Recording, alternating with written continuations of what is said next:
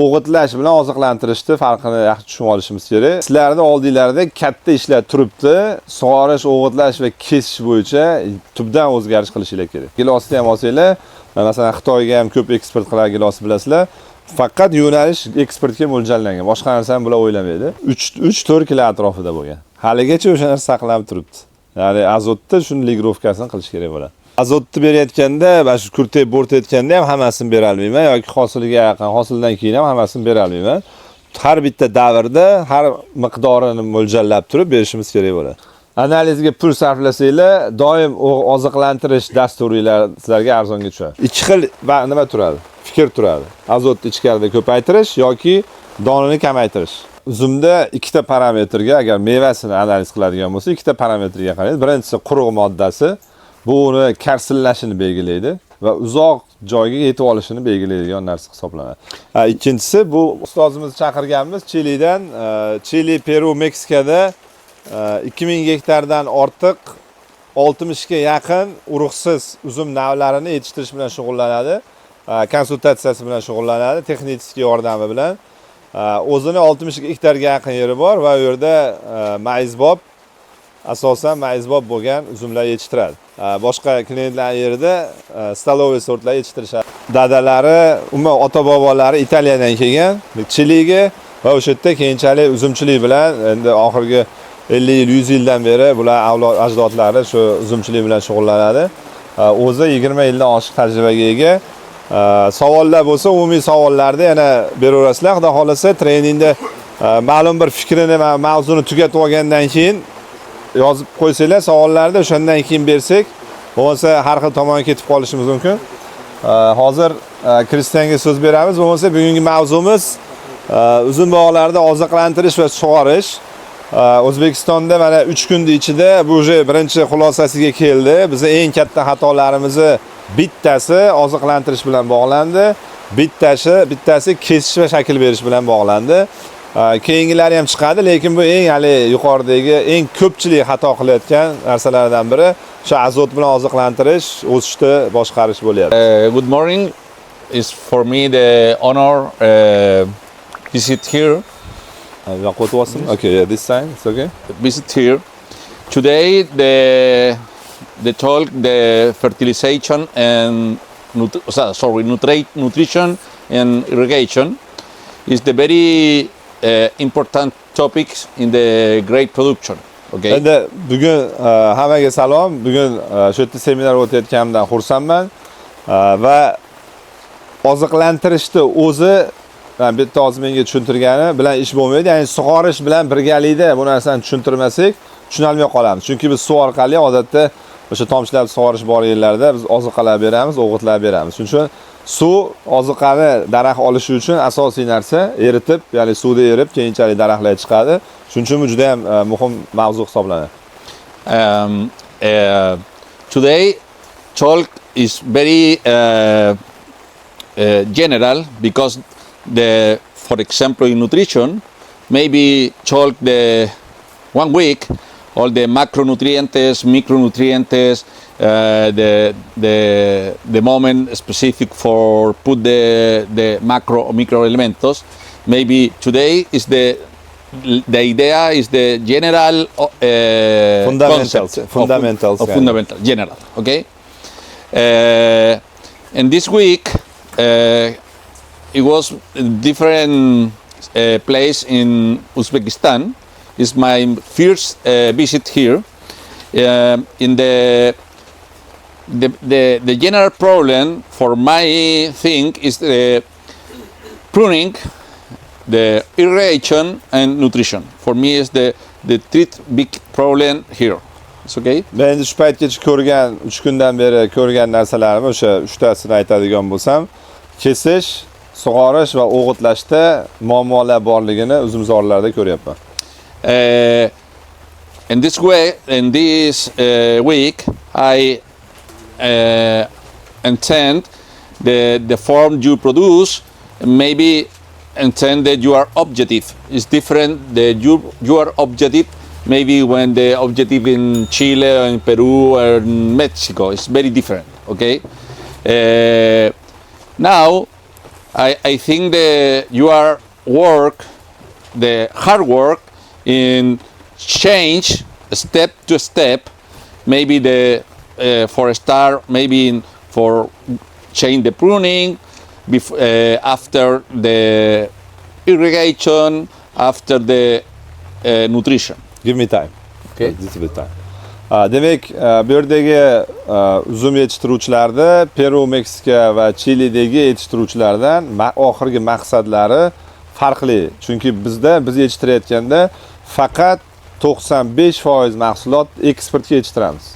Ya'ni o'sha eksport qilinayotgan davlat talabi nima bo'ladigan bo'lsa, o'shanga moslaymiz. Boshidan shunga niyat qilinadi, tonnasi sifati hammasi ketadi. Bu yerda u narsani ko'rmadik. Masalan, mayiz bo'lishi mumkin, ichki bozor bo'lishi mumkin, boshqa. Hali u darajada yo'nalishganlik yo'q. Bularda masalan boshqa meva turlarining gilosini ham olsanglar, masalan Xitoyga ham ko'p eksport qiladigan gilos bilasizlar. Faqat yo'nalish eksportga mo'ljallangan. Boshqa narsani bular o'ylamaydi.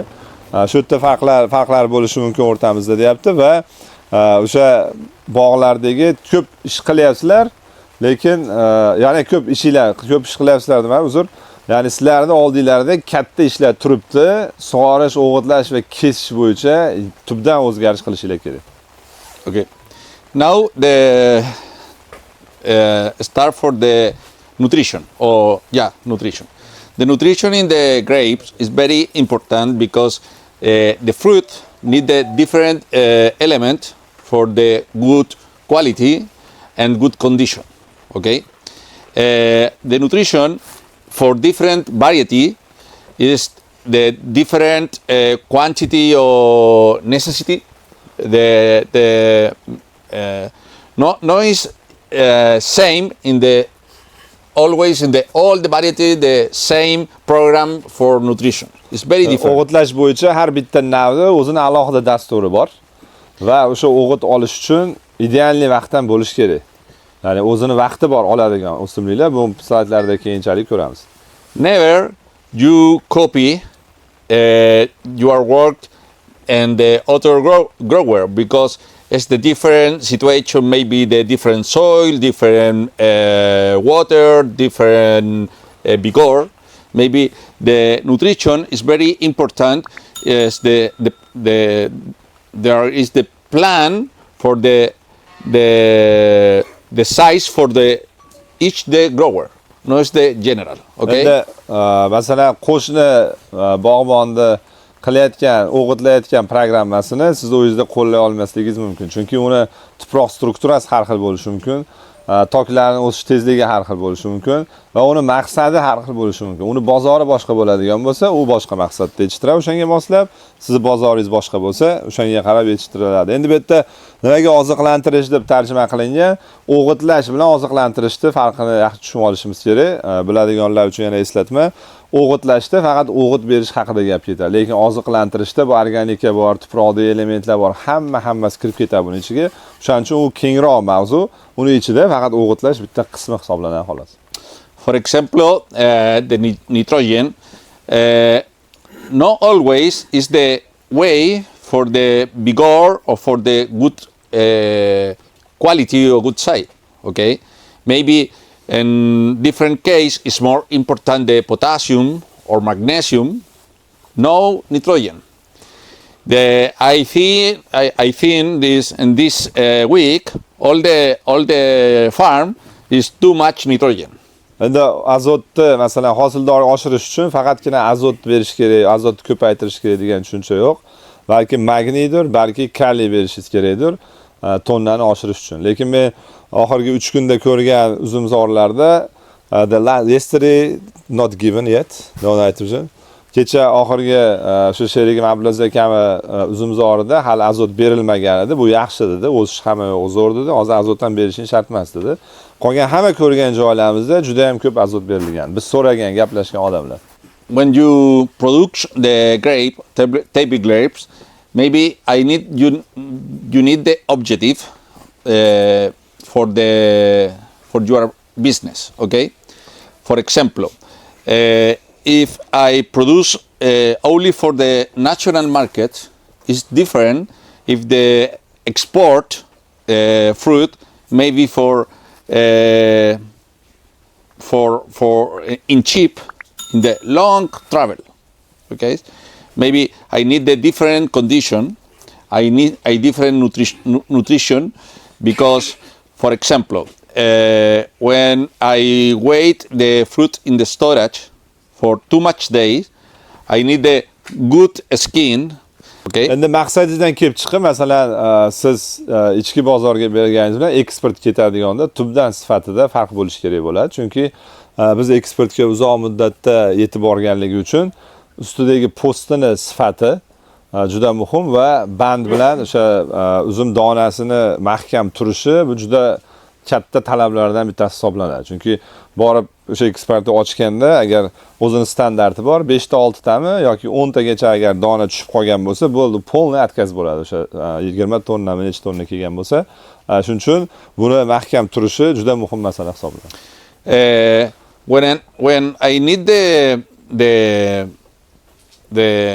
report for the new program, the nutrition, I need the analytic, the plant, I need the analytic of the fruit. Okay, there's different analytic. Endi o'shalarda oziqlantirish har xil bo'ladi. Endi tushundik-a, ya'ni buni uzoq saqlanishi uchun oziqlantirish programmasi alohida nima deydi, boshqacha bo'ladi. Maqsadingizga qarab, demak, oziqlantirishni sizning maqsadingizga olib boradigan tomonga qarab burishimiz kerak bo'ladi. Va buni faqat analiz orqali biz hal qila olamiz. Ya'ni nima kerak bizga, nima yetishmayapti, buni o'sha bargini analizi, mevasini analiz qilish orqali aniqlanadi. For example, in the fruit, I have two types for analytic. For the dry matter, okay, is the nutrition analytic. The dry matter is very important when I need the crunch berry. It may be the long life in the market or in the travel. Okay. Demak, uzumda ikkita parametrga agar mevasini analiz qiladigan bo'lsa, ikkita parametrga qaraydi. Birinchisi quruq moddasi, bu uni karsillashini belgilaydi va uzoq joyga yetib olishini belgilaydigan narsa hisoblanadi. Ikkinchisi bu boshqa elementlarda foiz darajasi. Maybe I think in Pakistan, in Uzbekistan, I think the first step is the analytic of the plant for the star, the analytic. Okay, Meaning the leaves. Yeah, the leaf. Maybe in different moment. Yeah. Okay, but the number is changed. Maybe advance the season. Okay. The problem with the nitrogen is very bad for the condition of the grape when they put too much quantity of nitrogen. For the quality, for storability, Yeah. mean? Okay. Demak, analiz qilayotganda agar ozuqasi menga tokda ozuqa balansini bilmoqchi bo'lsam, bu faqatgina barg analizlari bilan bir necha marta barg analizi o'tkazish orqali aniqlaymiz. Bitta keyin azot mavzusiga o'tdi. Azotni ko'p berish hamma muammolarda asos hisoblanadi. Ayniqsa o'sha uzoqqa borishi va boshqa kasallanishi, postini, mevani, umuman uzumda o'sishi davomidagi kasallanishlarga ham ko'p olib keladigan narsa bu. Ko'p o'sha azot berish. Xo'p, bu o'qib ham tushunishingiz mumkin. Mana quruq modda uzum donasida yuqori miqdorda bo'lishi kerak deyilyapti. Bu o'sha qattiqligini karsillashi, ya'ni bu prosta yeganda yumshoq, bizda uzumlar yumshoq bilasizlar. Yangi sortlar ko'rganlar, yeganlar bo'lsa, karsillaydigan bo'lishi kerak. Bu birinchi parametr hisoblanadi. Keyin kaliyni bo'lishi, bu uzumga shakar ko'proq kirishi, kalsiy bilamiz, bu hujayra devorlarini mustahkamlaydi. Bu gilosda ham, hammada, odamda ham kalsiy o'ta muhim. Xuddi o'shanga o'xshab bu mustahkamlaydigan narsa.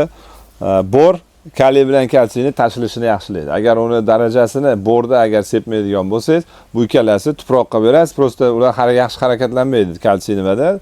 O'simlar ichida buni yaxshi harakatlanishiga yordam beradi, tortilishiga. Shuning uchun borda ham ahamiyati juda katta.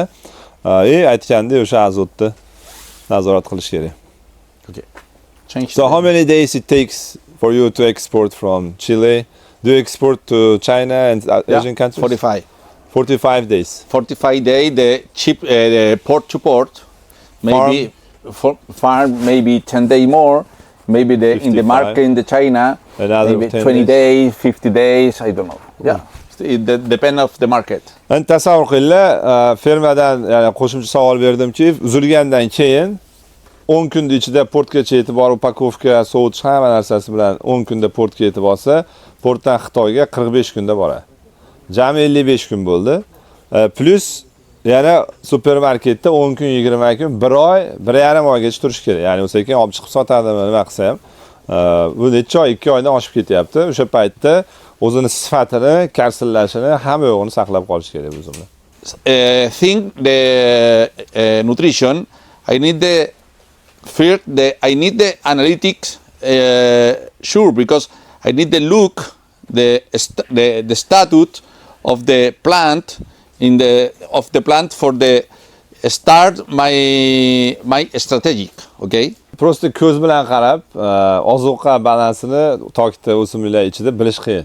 Shuning uchun faqat analiz kerak bo'ladi bizga, to'g'ri tahlil qilib, to'g'ri programma ishlab chiqish uchun. Shuning uchun o'sha bark analizini o'tkazish o'ta muhim masala. Okay. For the nitrogen in the traditional variety, maybe 4 units of nutrition of nitrogen for 1 tons. Okay. Endi har bitta element, masalan, bog'da biz 16 ta element bilan ishlasak, har bitta elementni mevaning sifatiga ta'siri bo'ladi. Masalan, azotni 1 tonna uzumni agar analiz qilib, ichida hamma azot sug'urib olsa, necha kilo azot chiqadi, kim aytadi? Necha kilo eshitmaganmisizlar? 7 kilo 700 gram. 4 kilo maksimum. 4 kilo sof holatda 4 kilo chiqadi xolos. Bu degani o'zi hisob-kitob agar o'g'itlash programma dasturlarini ko'rgan bo'lsanglar, bu 3 kilo 4 kiloni bir 15 yildan beri aytamiz. Va ustozim birinchi boshqa Janubiy Afrika ustozim kelganda ham 3-4 kilo atrofida bo'lgan. Haligacha o'sha narsa saqlanib turibdi. Ya'ni azotda shuni ligrovkasini qilish kerak bo'ladi. Okay. The moment when you put the different elements is very important, because no sames they put the in initial maybe the magnesium and they put the nitrogen pre-harvest. Okay. Slide. Okay. Should I go to that slide? Yeah. Bitta mana ko'rsataylik deyapti. Tushunish qulay bo'ladi sizlarga. Oops. It's finished. Oh, it's in the course. Yeah. It's in the course. Today is the comment, only the general comment for the nutrition in the irrigation. And this is the nitrogen curve. Nitrogen? Yes. Nitrogen. Number is the days in the harvest, in the season. Bu Okay. sezondagi kunlar, mana kunlar deb qo'yilgan, 27-kun boshlandi. This is bud break. Yeah. This mana kurte ochilish davri, bo'rtish davri. Ketdi shunda mana gullash, 41 kunda taxminan 62 kunda meva tugishi, millimetr hammasi ketyapti. Endi bu umumiy qilib ko'rsatilgan, lekin navlar bo'yicha o'zgarmasa, umumiy holatda shu. The plant absorb, okay, the nitrogen, the different form may advance of the harvest. Maybe I can put here the nitrogen. Maybe I don't no good put all the nitrogen here. Okay, I need put the nitrogen in different moment in different quantity. Azotni berayotganda, mana shu kurte bo'rtayotganda ham hammasini bera olmayman yoki hosiliga yaqin, hosildan keyin ham hammasini bera olmayman. Har bitta davrda har miqdorini mo'ljallab turib berishimiz kerak bo'ladi. See, in this moment, It's maybe not very high here for the bunch, but for the now it's very maybe, upright here. Yeah, because in this moment, between after shatter, no, in the before flower bloom to after chatter is the this is the bloom time. Yeah, and this bloom time maybe is the This is final fruit set. This is 6 millimeters. maybe Between here, okay. Yeah. It's the shatter, end of shatter. Okay. All the variety is maybe the same moment in the bloom, in the maybe the 65 day for from the start, and the finish the bloom maybe 80 days. O'rtacha sortlarda gullash payti qo'zg'algandan keyin 65-kundan boshlab 80-kungacha davom etadi. 85gacha davom etishi mumkin sortlarga qarab. Asosiy sortlar shu oralig'ida bo'ladi. For example, when you put the nitrogen in this moment, okay? Azotni agar mana shu meva tugib bo'lgandan keyin bersak, masalan, in this moment, my objective is nutrition. Maybe the same time, maybe it's the shutter. Okay, in the same time with the same application. It's okay? Demak, qaranglar, bu yerda bir yangi tushuncha paydo bo'ladi hozir.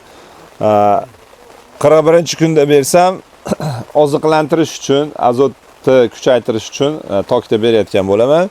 Agar meva tugib bo'lgandan keyin to'kilish davri bo'ladi, mevalar tukkan, tugmagan ajralib to'kiladigan. Shu paytda bersam, maqsadim umuman boshqacha bo'ladi. Bu yerda seriyalashtirish maqsadim ham bo'lishi mumkin. Shuning uchun azotni berish vaqtiga qarab ikki xil nima turadi? Fikr turadi. Azotni ichkarida ko'paytirish yoki donani kamaytirish. Tushundinglarmi? Ya'ni berish vaqtini to'g'ri belgilasak, u har xil maqsadlarga qarab o'zgarib ketishi mumkin. Now, no absorb in this moment. Yeah, at the bad break, no absorption, but later High. borgan sari endi kurtek betda grafada o'zi ham aytib turibdi. Kurtek qo'zg'alganda olmayapti azotni, keyinchalik oshib boryapti. Ya'ni meva tugishgacha bo'lgan davrda oshib boryapti. Chunki nodalarimiz o'syapti. For example, the Monday I go to the farm, I talk the people, how many kilos for hectare the nitrogen now? 1 ton. 1 ton? 1 ton for hectare. Yes. 1 ton for hectare in the bad break. It's no logic. It's okay. This is the big wrong. Endi dushanba kuni bitta kichikroq boqqa kirdik, 1 gektarlik. Shu yerda 20 sotixga 200 kilo karbamid beribdi. Bu degani gektariga 1 tonna degani. Shuni aytayaptiki, qachon desak, o'sha qo'zg'alish paytida dedi. Siz hech kim ko'p bittada berib yuborgan. Bu juda ham noto'g'ri berdi. Chunki bu yerda hammasini ola olmaydi u. Uni sekin bo'lib berishimiz kerak bo'ladi. Maybe now in Uzbekistan, I see in this week maybe nothing of the nitrogen in all the farm, or maybe 10 or 20 unit total for this moment, no more. Is the all the farm maybe put the nitrogen, no 10 or no 20, maybe 50 or 60 unit. Endi men kirgan tokzorlardan xulosa qiladigan bo'lsam, hozirgi paytgacha o'sgan holatiga azot deyarli kerak bo'lmagan ular. Kerak emas, bermasa ham o'zi o'sa olardi. Balki sof holatda gektariga 10 kilo. Aytaylik, qo'pol qilib aytganda gektariga 20 kilo karbamid bo'ladi xolos. Yoki 40 kilogacha karbamid yetgan bo'ladi. Chunki bahorda ular hayajonlantirib, qo'zg'atib, o'stirib yuborish yaxshi emas. Here, the plant, so it's okay. Yeah. This and this. When you have this area, okay, the form is zigzag. Your problem is the sink. What's the form of the shoot? Yeah. When you shoot is the Demak, shoximizni o'sishni bo'ladigan bo'lsa, qiyshiq bo'ladigan bo'lsa, zigzag bo'lib. Okay, do you need sink? Maybe. Ruh kerak bo'ladi. When you the shoot is here, but the bud is very short. Between the it's very short. Space between the buds. Do you need zinc? No nitrogen. Kurteklarda orasi yaqin bo'lib qolsa ham azot kerak emas sizga, ruh kerak bo'layotganligini bildiradi. Okay. When you start the plant in the season, I look maybe the between into that and that is short. I know I need more nitrogen. No. The problem maybe the problem is the zinc. Kurteklar orasi yaqin bo'lsa o'sishda yaxshi bo'lmayotganligi, azot berishda yaxshi ko'ramiz bu paytda. Shu xato, o'sha ruh bo'lishi mumkin. For this topic is very important analytic. Okay? Shuncha analiz kerak bizga. It's probably if you put the money in the analytic, the cost of the nutrition less.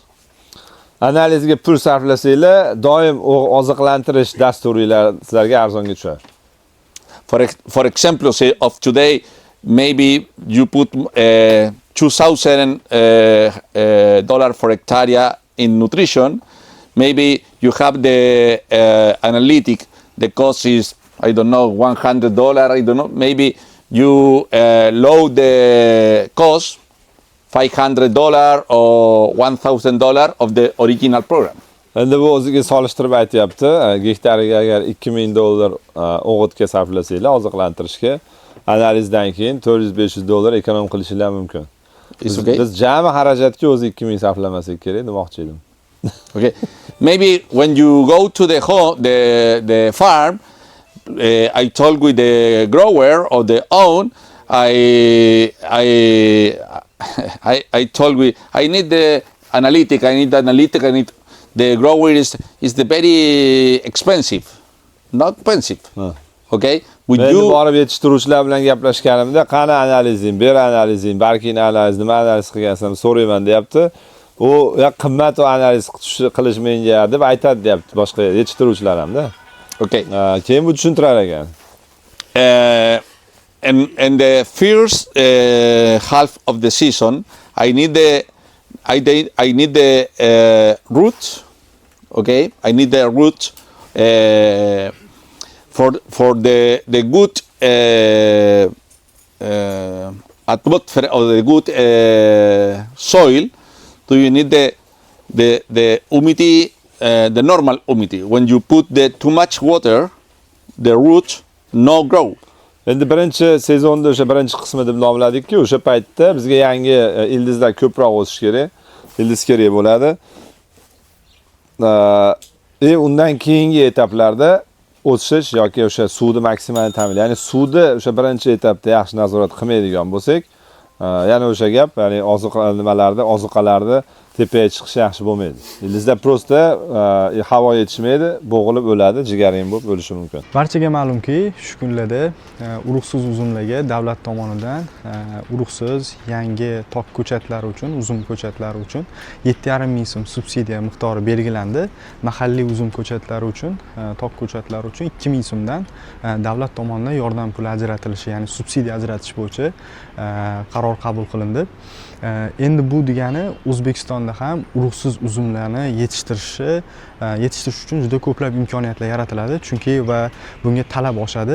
Endi bizda zo'r imkoniyat paydo bo'ldi, ya'ni urug'siz uzumlar bo'yicha Chililik o'zi O'zbekistonga kelganda men 2-3 kun u bilan gaplashganimda, ota-bobosi 100 yildan beri Chilida avlodlari hammasi urug'siz uzumlarni yetishtirib Xitoyga eksport qilar ekan. Chili xabarlaringiz bor, urug'siz uzum va giloslarning eksporti bo'yicha Xitoyga eng ko'p eksport qilishadi. O'sha mutaxassisimiz O'zbekistonga ham bir marta keldi, tajribalarni ulashdi. Biz bilmaydigan, biz uchun juda yangilik bo'lgan bu urug'siz uzumlarni yetishtirish bo'yicha juda ko'p tajribaga ega Kristian O'zbekistonga kelishi mumkin. Ya'ni bizda agar urug'siz uzumlardan tok ko'chatlarni ekib, ularni parvarishlab, yaxshi daromadga chiqaman degan akalarimiz bo'lsa, bemalol Kristianni bilimlaridan foydalanib, uni O'zbekistonga taklif qilishimiz mumkin. Bu imkoniyatdan foydalanishni xohlasangizlar, shu pastdagi nomerlarga telefon qilinglar. Aloqaga chiqamiz, gaplashamiz va birgalikda Kristianni O'zbekistonga olib kelib, uning ilmlaridan foydalanamiz. Rahmat.